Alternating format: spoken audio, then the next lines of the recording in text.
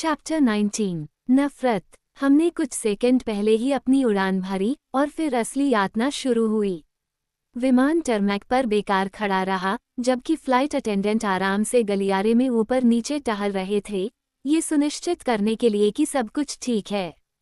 Pilot cockpit से बाहर झुके, उनके पास से गुजरते समय उनसे बातें कर रहे थे। एलिस का हाथ मेरे कंधे पर था, मुझे मेरी सीट पर पकड़े हुए, जबकि मैं बेचैनी से ऊपर नीचे उछल रहा था। ये दौड़ने से भी अधिक तेज है, उसने धीमी आवाज में मुझे याद दिलाया। मैंने भी उछलते हुए समय पर सिर हिला दिया। आखिरकार विमान ने गेट से आलस से उड़ान भरी, धीरे धीरे गति पकड़ी और स्थिरता आई, जिससे मुझे और भी ज्यादा तकलीफ हुई। मुझे उम्मीद थी कि जब हम उड़ान भरेंगे तो कुछ राहत मिलेगी, लेकिन मेरी बेचैनी कम नहीं हुई। एलिस ने हमारे चढ़ने से पहले ही अपने सामने की सीट के पीछे रखा फोन उठा लिया। उसने अपनी पीठ उस होस्टेस की तरफ घुमाई जिसने उसे नापसंदगी से देखा। मेरे चेहरे पर कुछ ऐसा था जिसने होस्टेस को विरोध जताने से रोक दिया। मैंने ये सुनने की कोशिश की कि एलिस जैस्पर से क्या बुदा रही थी। मैं उसके शब्दों को दोबारा नहीं सुनना चाहता था, लेकिन कुछ शब्द मेरे मुंह से निकल गए। मैं निश्चित नहीं हो सकता, मैं उसे अलग अलग चीजें करते देखता रहता हूँ, वो अपना मन बदलता रहता है। शहर में हत्याओं का तांडव मचाना, गार्ड पर हमला करना, मुख्य चौक पर कार को अपने सिर के ऊपर उठा लेना। ज्यादातर ऐसी चीजें जो उन्हें बेनकाब कर देती हैं, वह जानता है कि प्रतिक्रिया के लिए मजबूर करने का ये सबसे तेज तरीका है। नहीं, तुम नहीं कर सकते। एलिस की आवाज़ इतनी धीमी हो गई कि वह लगभग सुनाई नहीं दे रही थी, हालांकि मैं उससे कुछ इंच की दूरी पर बैठा था। इसके विपरीत, मैंने ध्यान से सुना। एम्मेट से कहो नहीं। ठीक है, एम्मेट और रोज़ली के पीछे जाओ और उन्हें वापस लाओ। इसके बारे में सोचो, जैस्पर। अगर वह हम में से किसी को देख लेता है, तो तुम्हें क्या लगता है कि वह क्या करेगा? उसने सिर हिलाया। बिल्कुल, मुझे लगता है कि बेला ही एकमात्र मौका है अगर कोई मौका है। मैं वह सब कुछ करूंगी जो किया जा सकता है, लेकिन कार्लिसले तैयार रहो, संभावनाएं अच्छी नहीं हैं।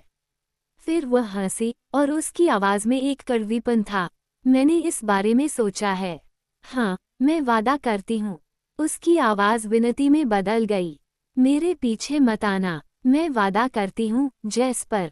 किसी न किसी तरह, मैं बाहर निकल जाऊंगी। और मैं तुमसे प्यार करती हूँ। उसने फ़ोन रख दिया और आंखें बंद करके अपनी सीट पर पीछे झुक गई। मुझे उससे झूठ बोलना बिल्कुल पसंद नहीं है। मुझे सब कुछ बताओ, एलिस, मैंने विनती की।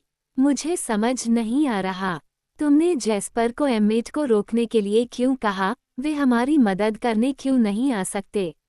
2 कारण, उसने फुसफुसाते हुए कहा, उसकी आंखें अभी भी बंद थीं। पहला, मैंने उसे बताया, अगर एम्मेट एडवर्ड को पकड़ लेता है तो हम उसे खुद रोकने की कोशिश कर सकते हैं।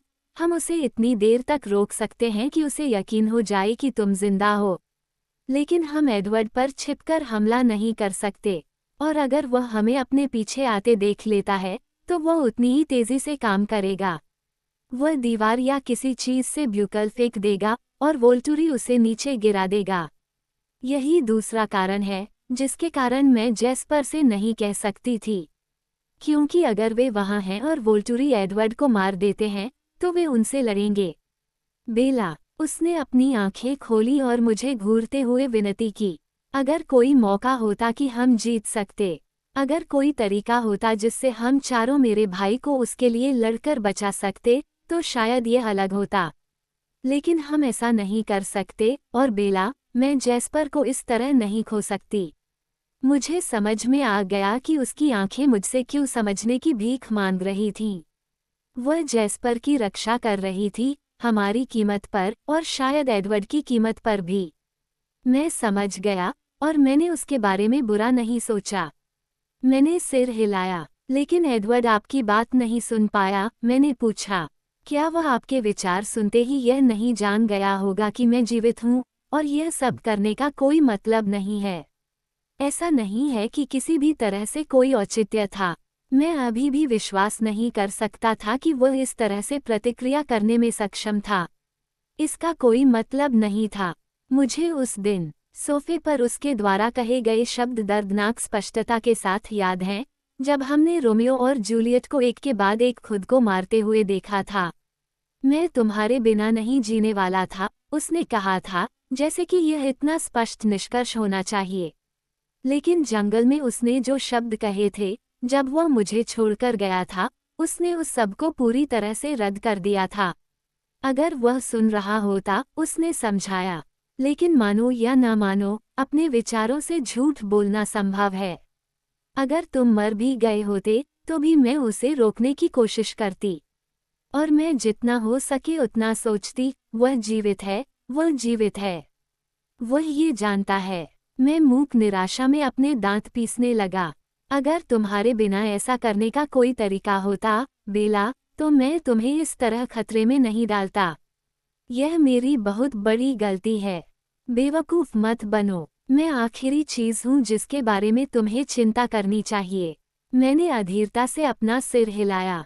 मुझे बताओ कि तुम्हारा क्या मतलब था, जेस्पर से झूठ बोलने से नफरत करना। वह एक गंभीर मुस्कान के साथ मुस्कुराए। मैंने उससे वादा किया था कि मैं बाहर निकल जाऊंगी, इससे पहले कि वे मुझे भी मार डालें।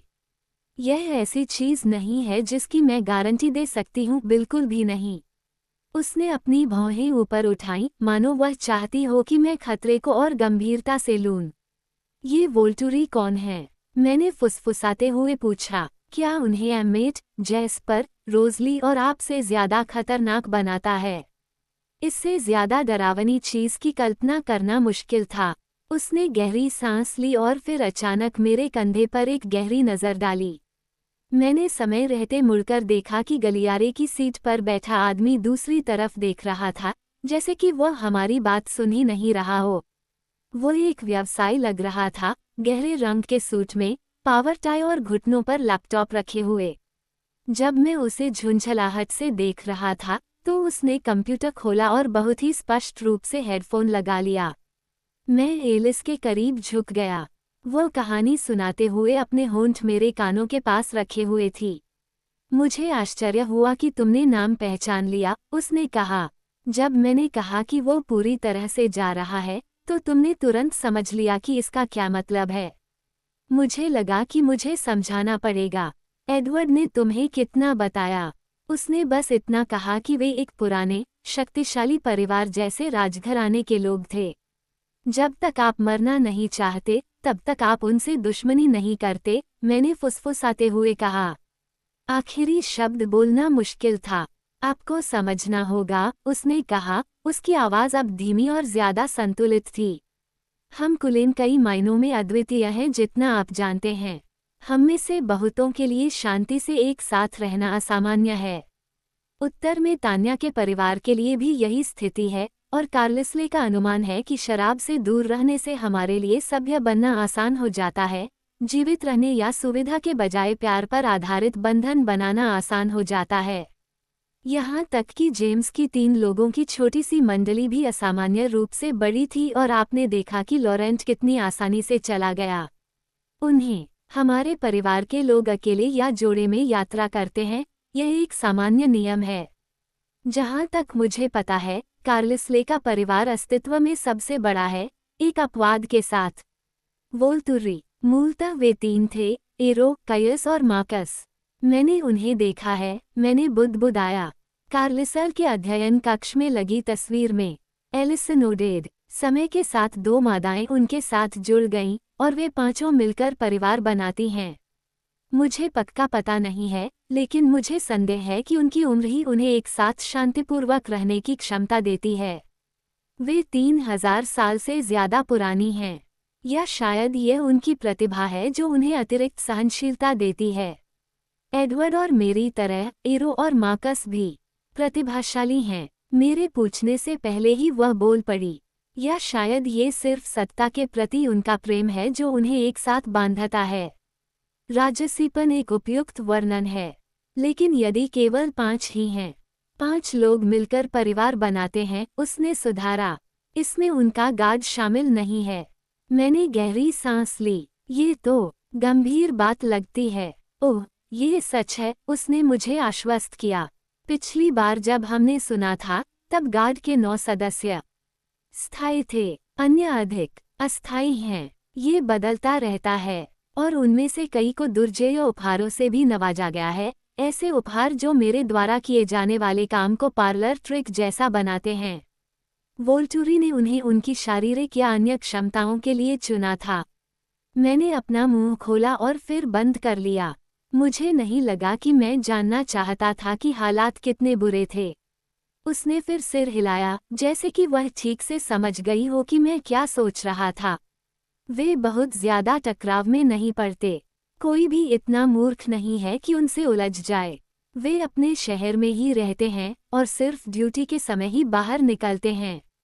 ड्यूटी, मैंने सोचा, क्या एडवर्ड ने तुम्हें नहीं बताया कि वे क्या करते हैं? नहीं, मैंने कहा। मेरे चेहरे पर खाली भाव महसूस हुआ।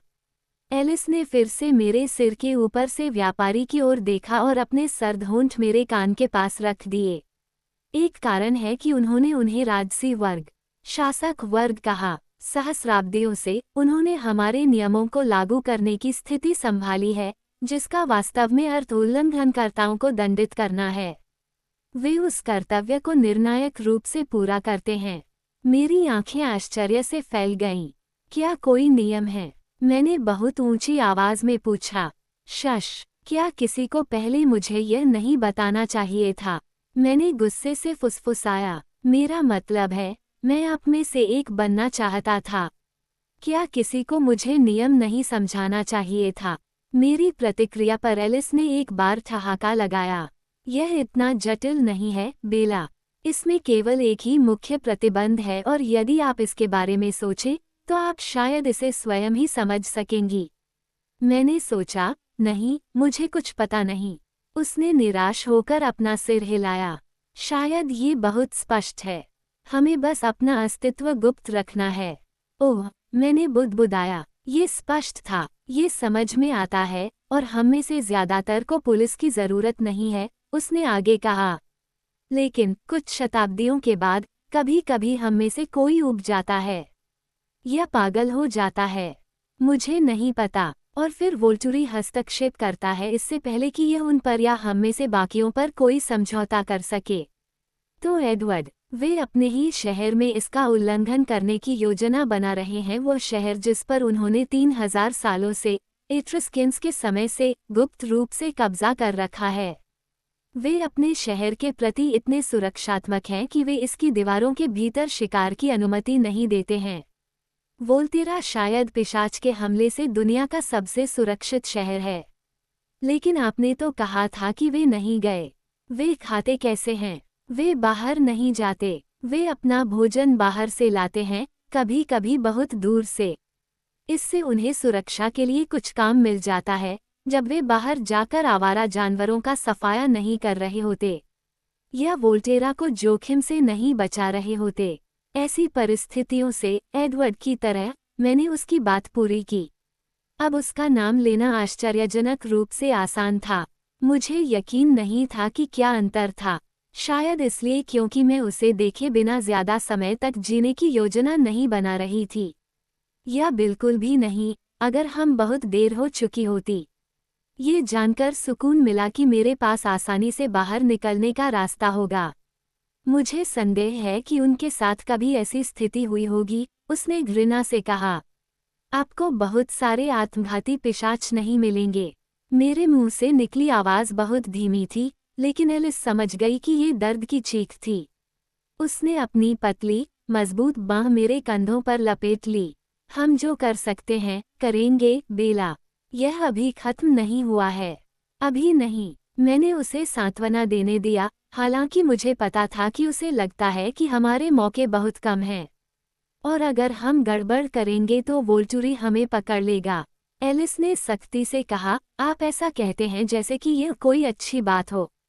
मैंने कंधा उचका दिया। इसे बंद करो, बेला, नहीं तो हम न्यूयॉर्क से वापस फोक्स चले जाएंगे। क्या तुम्हें पता है, अगर एडवर्ड के लिए हम बहुत देर कर देते हैं, तो मैं तुम्हें चाली के पास वापस लाने की पूरी कोशिश करूंगी, और मैं तुमसे कोई परेशानी नहीं चाहती।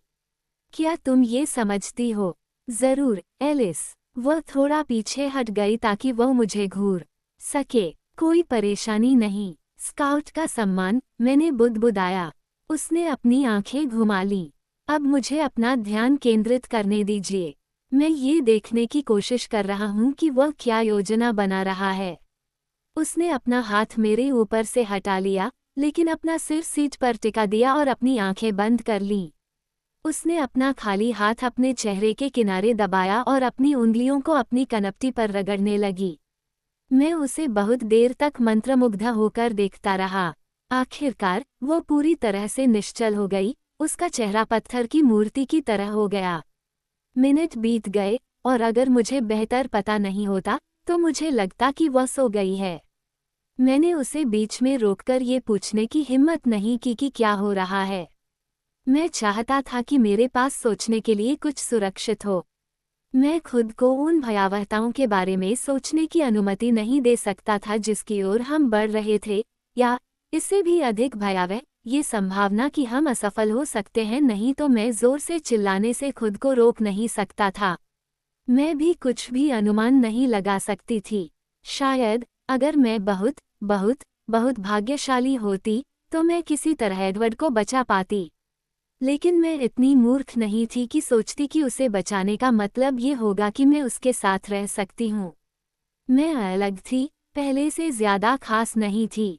अब उसके पास मुझे चाहने का कोई नया कारण नहीं होगा। उसे देखना और फिर से उसे खोना। मैंने दर्द से लड़ाई लड़ी। उसकी जान बचाने के लिए मुझे यही कीमत चुकानी पड़ी। मैं ये कीमत चुकाऊंगा। उन्होंने एक फिल्म दिखाई और मेरे पड़ोसी ने हेडफोन ले लिए। कभी कभी मैं छोटी स्क्रीन पर चलती हुई आकृतियों को देखता था, लेकिन मैं ये भी नहीं बता पाता था कि यह फिल्म रोमांस वाली है या हॉरर फिल्म। अनंत काल के बाद विमान न्यूयॉर्क शहर की ओर उतरने लगा। एलिस अपनी मदहोशी में डूबी रही। मैं उसे छूने के लिए आगे बढ़ा, लेकिन फिर से अपना हाथ वापस खींच लिया। विमान के शहर में उतरने से पहले ऐसा 1 दर्जन बार हुआ, जिसमें जोरदार टक्कर लगी। एलिस, मैंने आखिरकार कहा। एलिस, हमें जाना होगा। मैंने उसकी बांह को छुआ। उसकी आंखें बहुत धीरे से खुलीं। उसने एक पल के लिए अपना सिर इधर उधर हिलाया। कुछ नया? मैंने धीमी आवाज में पूछा। मुझे इस बात का एहसास था कि दूसरी तरफ बैठा आदमी मेरी बात सुन रहा है। बिल्कुल नहीं, उसने ऐसी आवाज में कहा जिसे मैं मुश्किल से समझ पाया। वह करीब आ रहा है। वह तय कर रहा है कि वह कैसे पूछेगा। हमें अपनी कनेक्टिंग फ्लाइट के लिए दौड़ना पड़ा, लेकिन यह इंतजार करने से बेहतर था। जैसे ही विमान हवा में था, एलिस ने अपनी आंखें बंद कर लीं और पहले की तरह ही बेहोशी में चली गई। मैंने जितना हो सका धैर्यपूर्वक इंतजार किया। जब फिर से अंधेरा हो गया तो मैंने खिड़की खोली और बाहर सपाट काले रंग को देखा जो खिड़की की छाया से बेहतर नहीं था। मैं आभारी था कि मुझे अपने विचारों को नियंत्रित करने का इतने महीनों का अभ्यास था। इस भयावह संभावना पर ध्यान देने के बजाय कि एलिस ने जो भी कहा, मैं जीवित नहीं रहना चाहता था, मैंने छोटी समस्याओं पर ध्यान केंद्रित किया। जैसे, अगर मैं वापस आऊं तो चार्ली से क्या कहूंगा? यह इतनी कांटेदार समस्या थी कि इसे सुलझाने में कई घंटे लग सकते थे। और जेकब, उसने मेरा इंतजार करने का वादा किया था, लेकिन क्या वह वादा अभी भी लागू होता है?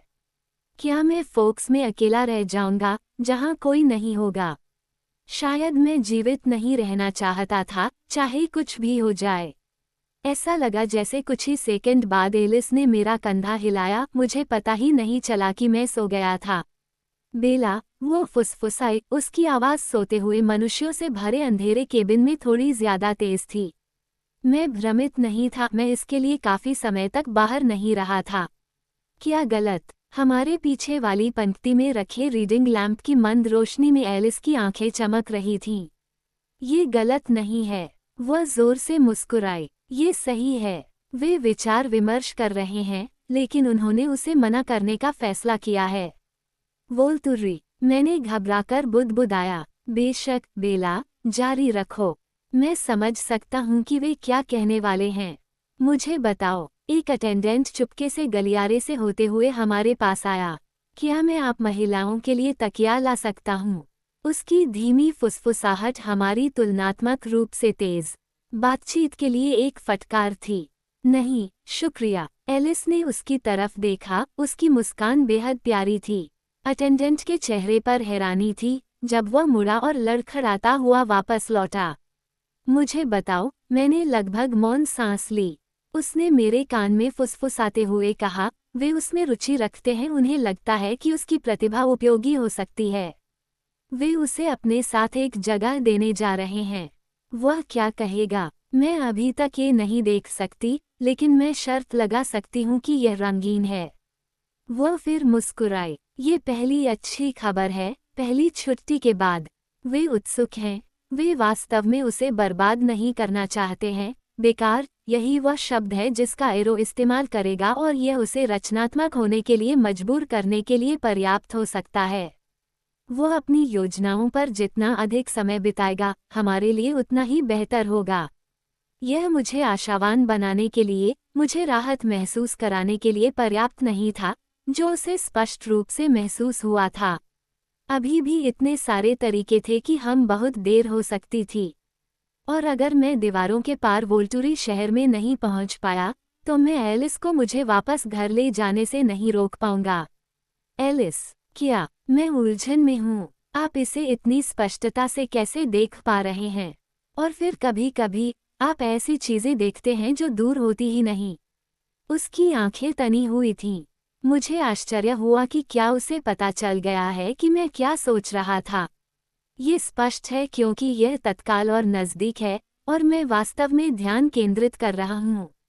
दूर की चीजें जो अपने आप आती हैं, वे सिर्फ झलकियां हैं, धुंधली संभावनाएं। साथ ही, मैं अपनी तरह के लोगों को तुम्हारी तुलना में ज्यादा आसानी से देख सकता हूँ। एडवर्ड और भी आसान है क्योंकि मैं उससे बहुत जुड़ा हुआ हूँ। तुम मुझे कभी कभी देखती हो, मैंने उसे याद दिलाया। उसने अपना सिर हिलाया। इतना स्पष्ट नहीं। मैंने आँख भरी। काश तुम मेरे बारे में सही होती। शुरुआत में, जब तुमने मेरे बारे में पहली बार कुछ देखा था, हमारी मुलाकात से पहले। आपका क्या मतलब है? आपने मुझे आप में से एक बनते देखा। मैंने मुश्किल से ये शब्द कहे। उसने आह भरी। उस समय यह एक संभावना थी। उस समय, मैंने दोहराया। वास्तव में, बेला, वह झिझकी और फिर एक विकल्प चुनने लगी। ईमानदारी से, मुझे लगता है कि यह सब हास्यास्पद से परे हो गया है। मैं सोच रही हूँ कि क्या मुझे तुम्हें खुद ही बदल लेना चाहिए। मैं उसे देखता रहा, सदमे से जम गया। तुरंत, मेरे दिमाग ने उसके शब्दों का विरोध किया। अगर उसने अपना मन बदल लिया तो मैं उस तरह की उम्मीद नहीं कर सकता था। क्या मैंने तुम्हें डरा दिया? उसने आश्चर्य से पूछा। मुझे लगा कि तुम यही चाहते थे। हाँ, मैं करता हूँ। मैंने हौंफते हुए कहा। ओह, एलिस, अब करो। मैं तुम्हारी बहुत मदद कर सकता हूँ और मैं तुम्हें धीमा नहीं कर सकता। मुझे काटो। शश, उसने चेतावनी दी। परिचारिका फिर से हमारी ओर देख रही थी। उचित व्यवहार करने की कोशिश करो, उसने फुसफुसाते हुए कहा। हमारे पास पर्याप्त समय नहीं है। हमें कल वोल्टेरा में उतरना है। तुम कई दिनों तक दर्द से तड़पते रहोगे। उसने मुंह बनाया, और मुझे नहीं लगता कि अन्य यात्री अच्छी प्रतिक्रिया देंगे। मैंने अपने होंठ काटे। अगर तुम अभी ऐसा नहीं करोगे, तो तुम अपना मन बदल लोगे। नहीं, उसने भौहें सिकोड़ी। उसका चेहरा दुखी था। मुझे नहीं लगता कि मैं ऐसा करूंगी। वह क्रोधित हो जाएगा, लेकिन वह इसके बारे में क्या कर पाएगा? मेरा दिल तेजी से धड़कने लगा। कुछ भी नहीं। वह धीरे से हंसी, और फिर आह भरते हुए बोली। बेला, तुम्हें मुझ पर बहुत ज्यादा भरोसा है। मुझे यकीन नहीं है कि मैं ऐसा कर पाऊंगी। मैं शायद तुम्हें मार ही डालूंगी। मेरे द्वारा अपने अवसरों को लिया जाएगा। तुम बहुत विचित्र हो, एक इंसान के लिए भी। धन्यवाद। ओह, वैसे भी, यह अभी पूरी तरह से काल्पनिक है। पहले हमें कल तक जीना है। अच्छा मुद्दा है। लेकिन अगर हम ऐसा करते तो कम से कम मुझे कुछ उम्मीद तो थी। अगर एलिस ने अपना वादा पूरा किया और अगर उसने मुझे नहीं मारा तो एडवर्ड अपनी मनचाही चीज़ों के पीछे भाग सकता था और मैं उसका पीछा कर सकती थी। मैं उसे विचलित नहीं होने दूंगी। शायद, जब मैं सुंदर और मजबूत थी, तो उसे विचलित होने की ज़रूरत नहीं होगी। वापस सो जाओ, उसने मुझे प्रोत्साहित किया। जब कुछ नया होगा तो मैं तुम्हें जगा दूंगी। ठीक है, मैंने बड़बड़ाते हुए कहा। मुझे यकीन था कि अब नींद नहीं आएगी। एलिस ने अपनी टांगे सीट पर खींच ली, अपनी बाहों को उनके चारों ओर लपेट लिया और अपने माथे को घुटनों पर टिका लिया। वह ध्यान केंद्रित करते हुए आगे पीछे हिल रही थी। मैं अपना सिर सीट पर टिकाकर उसे देख रहा था, और अगली बात जो मैंने देखी वो ये कि उसने पूर्वी आकाश में हल्की चमक के कारण अपना पर्दा बंद कर लिया। क्या हो रहा है? मैंने बुदबुदाया। उन्होंने उसे मना कर दिया है, उसने धीरे से कहा। मैंने तुरंत देखा कि उसका उत्साह खत्म हो गया था। घबराहट के कारण मेरी आवाज़ गले में अटक गई। वह क्या करने जा रहा है? शुरू में तो बहुत अफरा तफरी मची हुई थी। मुझे तो बस थोड़ी बहुत झलक मिल रही थी। वह तो बहुत जल्दी जल्दी अपनी योजनाएं बदल रहा था। किस तरह की योजनाएं? मैंने जोर देकर पूछा। यह एक बुरा समय था, उसने फुसफुसाते हुए कहा। उसने शिकार पर जाने का फैसला किया था। उसने मेरी ओर देखा, मेरे चेहरे पर समझ के भाव देखे। शहर में, उसने समझाया। ये बहुत नज़दीकी हो गया था। उसने आखिरी समय में अपना मन बदल लिया। वह कार्लिसले को निराश नहीं करना चाहेगा, मैंने बुदबुदाया। लेकिन अंत में ऐसा नहीं हुआ। शायद, उसने सहमति जताई। क्या पर्याप्त समय होगा? जैसे ही मैंने कहा, केबिन में दबाव में बदलाव हुआ। मुझे लगा कि विमान नीचे की ओर झुक रहा है। मुझे उम्मीद है कि अगर वह अपने नवीनतम निर्णय पर कायम रहे तो शायद ऐसा ही होगा। वह क्या है? वह इसे सरल बनाए रखेंगे। वो बस धूप में निकलेंगे। बस धूप में बाहर चले जाओ। बस इतना ही। ये काफी होगा। घास के मैदान में एडवर्ड की छवि चमकती हुई, झिलमिलाती हुई, जैसे उसकी त्वचा लाखों हीरे के पहलुओं से बनी हो, मेरी स्मृति में अंकित हो गई। कोई भी इंसान जिसने ये देखा, वह कभी नहीं भूल पाएगा। वोल्टूरी संभवतः इसकी अनुमति नहीं दे सकते थे। यदि वे अपने शहर को अदृश्य रखना चाहते थे, तो नहीं। मैंने खुली खिड़कियों से आती हुई हल्की धूसर रोशनी को देखा। हम बहुत देर हो जाएगी, मैंने फुसफुसाते हुए कहा, घबराहट में मेरा गला भर आया। उसने अपना सिर हिलाया। अभी, वो नाटकीयता की ओर झुका हुआ है। वो सबसे बड़ी दर्शक संख्या चाहता है, इसलिए वह मुख्य चौक, घंटाघर के नीचे का स्थान चुनेगा। वहाँ दीवारें ऊंची हैं। वो तब तक प्रतीक्षा करेगा जब तक सूरज ठीक सिर के ऊपर न आ जाए। तो हमारे पास दोपहर तक का समय है। अगर हम भाग्यशाली रहे, अगर वह इस निर्णय पर कायम रहे। पायलट ने इंटरकॉम पर आकर पहले फ्रेंच और फिर अंग्रेजी में घोषणा की कि हम जल्द ही उतरने वाले हैं। सीट बेल्ट की लाइटें झपकने लगी और चमकने लगी। फ्लोरेंस से वोल्टेरा कितनी दूर है? यह इस बात पर निर्भर करता है कि आप कितनी तेज गाड़ी चलाते हैं। बेला, हाँ, उसने मेरी ओर संदेह भरी निगाहों से देखा और पूछा, आप ग्रैंड थेफ्ट ऑटो के कितने खिलाफ हैं? एक चमकीली पीली पोशकार मेरे सामने कुछ फीट की दूरी पर आकर रुकी, जिसकी पीठ पर सिल्वर कसिव में टर्बो लिखा हुआ था। भीड़ भरे एयरपोर्ट के फुटपाथ पर मेरे बगल में खड़े सभी लोग उसे घूर रहे थे। जल्दी करो, बेला, एलिस ने खुली यात्री खिड़की से अधीरता से चिल्लाया। मैं दौड़कर दरवाजे की ओर गया और खुद को अंदर फेंक दिया, ऐसा महसूस करते हुए कि जैसे मैंने अपने सिर पर एक काला मोजा पहन रखा हो। हे भगवान, एलिस, मैंने शिकायत की। क्या तुम चोरी करने के लिए कोई और खास कार चुन सकती हो? अंदर का हिस्सा काले चमड़े का था और खिड़कियां गहरे रंग की थीं। अंदर रात जैसा सुरक्षित महसूस होता था। एलिस पहले से ही हवाई अड्डे पर लगे घने यातायात के बीच से बहुत तेजी से कारों के बीच छोटी छोटी जगहों से गुजर रही थी, जबकि मैं घबरा रहा था और अपनी सीट बेल्ट पकड़ने की कोशिश कर रहा था। महत्वपूर्ण प्रश्न यह है, उसने सुधारते हुए कहा, कि क्या मैं इससे अधिक तेज कार चुरा सकती थी, और मुझे नहीं लगता कि ऐसा हो सकता है। मैं भाग्यशाली थी। मुझे यकीन है कि सड़क अवरोध पर यह बहुत आरामदायक होगा। वह हंस पड़ी। मेरा विश्वास करो, बेला, अगर कोई भी हमारे रास्ते में रुकावट डालता है, तो वह हमारे पीछे होगा। उसने फिर गैस दबा दी, मानो अपनी बात साबित करना चाहती हो। मुझे शायद खिड़की से बाहर देखना चाहिए था क्योंकि पहले फ्लोरेंस शहर और फिर टस्कन परिदृश्य धुंधली गति से गुजर रहे थे। यह मेरी पहली यात्रा थी और शायद मेरी आखिरी भी। लेकिन एलिस की ड्राइविंग ने मुझे डरा दिया, इस तथ्य के बावजूद कि मुझे पता था कि मैं उसे पहिया के पीछे भरोसा कर सकता हूँ। और मैं चिंता से इतना पीड़ित था कि वास्तव में पहाड़ियों या दीवारों वाले शहरों को नहीं देख पाया जो दूर से महलों की तरह दिखते थे। क्या तुम्हें कुछ और दिख रहा है? कुछ चल रहा है, एलिस ने बड़बड़ाते हुए कहा।